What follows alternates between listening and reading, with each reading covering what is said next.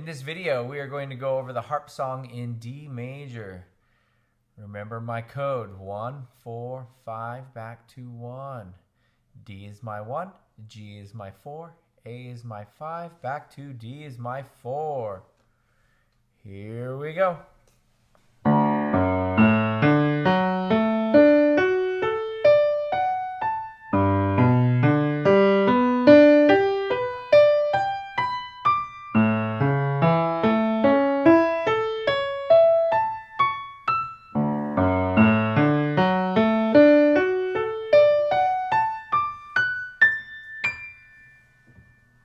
Happy practicing.